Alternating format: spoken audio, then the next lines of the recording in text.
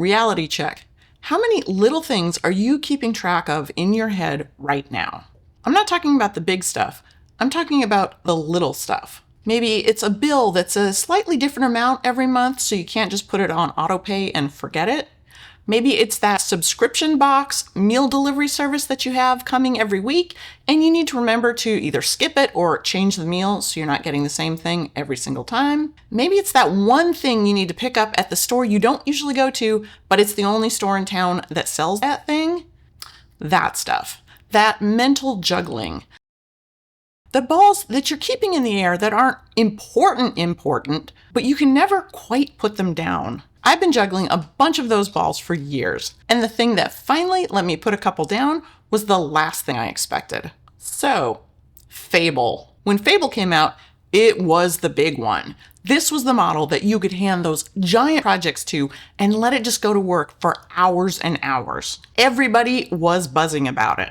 But me, I froze up because I had access to this incredibly powerful tool, but I got kind of precious about it. I kept thinking I needed the perfect big project to finally use it. I wanted something grand. I wanted something worthy. Not to mention, I'd heard the tokens were kind of pricey, so I didn't want to waste it on something silly. So I sat there trying to dream up something huge. And when I did finally come up with an idea, it was honestly just a little word game that I've been thinking about. I walked in there like an engineer. I handed it the prototype for phase 1 because I was still thinking in terms of, here's the first thing you do, here's the next thing you do, get back to me and then I'll tell you what step needs to happen next. I was handing out assignments to the agent, keeping myself in charge, thinking that I was the smart one in the room. And in the end, it worked. It was fine, but honestly, it was nothing I couldn't have already done with the tools I was already using.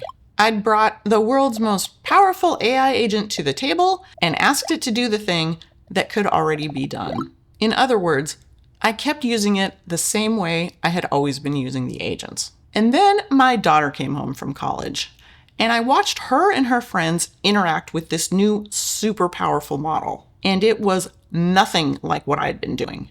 They'd just turn to the model and go, I've got a chem test coming up. Make me some sort of quiz system with flashcards. Or, hey, build me a linear algebra modeler. Or, /goal, make app better. That's it.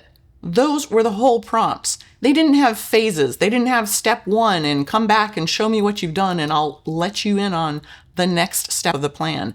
They just handed a problem to the model and said, come back, let me know when you're done. And I just sat there thinking, oh, I've been going about this completely wrong. I'd been trying to hand the model solutions, and that's where I kept getting stuck because I didn't have the whole solution laid out. I could only give it a piece at a time. But what my daughter was doing was handing the agent problems. Here's my problem. Give me something that will help fix it. Oh. There's this now kind of famous essay called The Bitter Lesson. And the overly shortened summary of the essay is, we keep assuming we're the smartest ones in the room. But it turns out that's not true. The magic isn't in us having the perfect plan. The magic is in describing the problem clearly and getting out of the way. And so with that, I stopped trying to think bigger. I started thinking smaller. Now, it didn't hurt that Fable kind of disappeared on all of us. I no longer had access to this supermodel, and so that paralysis I felt with, I need something worthy, dissipated. I was able to take a look at my life and my actual problems and see which one of my problems I could just describe to my agent and ask it to help me solve. Most of my bills are on autopay, but there's a few that I have to go and check the amount every month and adjust it. The water bill isn't the same every month, so it needs a little bit of attention. The thing that really gets me is the shipments. I've got a couple of things on sort of subscribe and save or auto ship from month to month or maybe even quarterly. And it's often buried in my email that the next box is shipping, but I don't see that email until it's too late and I have my third box of protein bars. So here's the first thing I built. This is my attention dashboard. These are the things that need my attention. I just said, here's a connector, go read my email, tell me what bills are due, and especially what kind of subscriptions are about to ship. I might want to go change those. That's it. So this is mock data, but you get the idea. Maybe there's a credit card with a changing amount.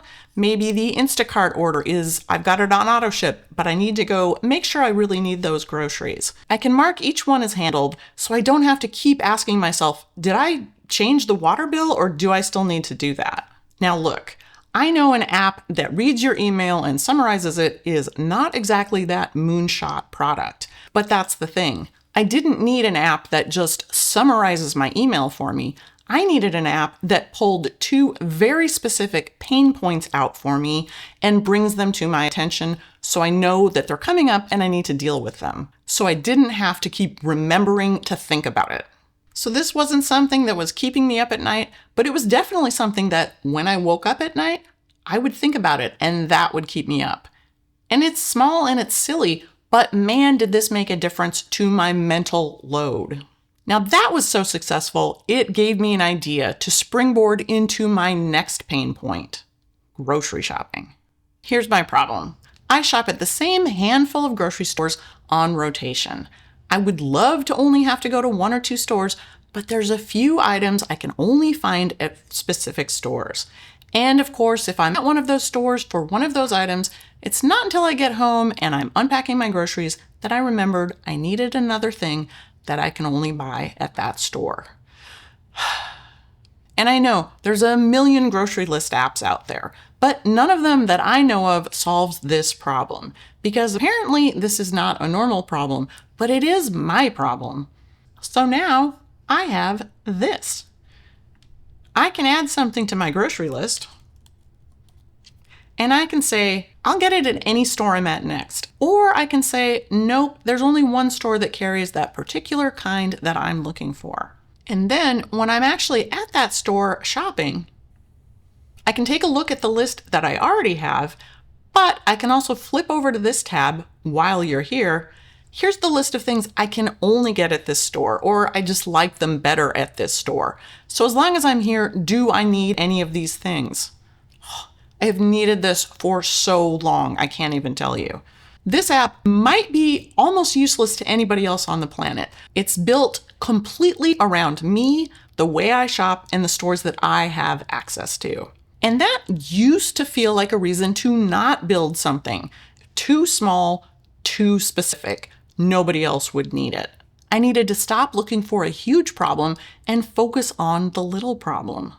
So that was the thing that actually changed how I started working recently.